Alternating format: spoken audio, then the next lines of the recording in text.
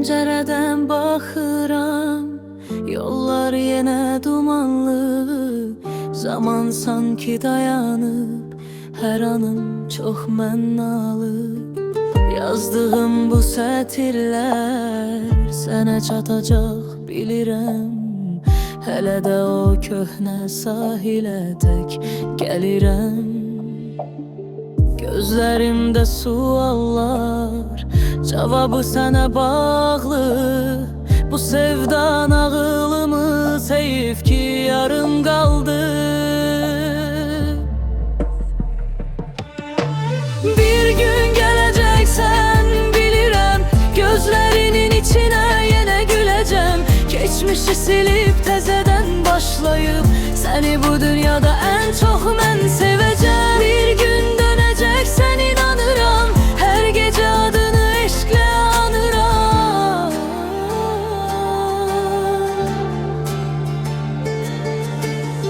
Bəlkə illər keçəcək, saçlarımıza dən düşəcək. Bəlkə də taleyimiz başqa bir yerdə kesişəcək.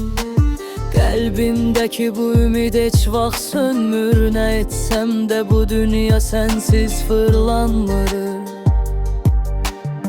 Hər açılan səhərdə sənin izin var, hər susan şəhərdə bizim səsimiz var. Bəzən yoruluram, bəzən susuram, amma hər dəfə sənə doğru qaçıram. O gün uzaqda deyil, hiss edirəm. Bir gün gələcəksən bilirəm, gözlərinin içinə yenə güləcəm.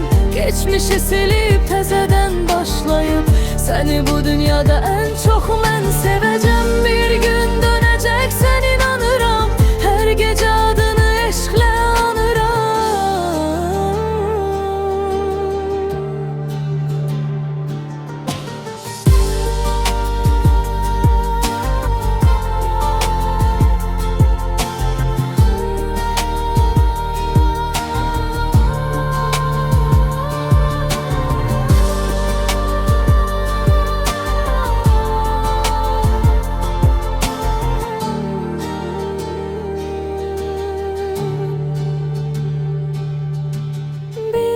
Gələcəksən bilirəm, gözlərinin içinə yenə güləcəm. Geçmişi silib təzədən başlayıb, səni bu dünyada ən çox mən sevəcəm. Bir gün dönəcəksən inanıram, hər gecə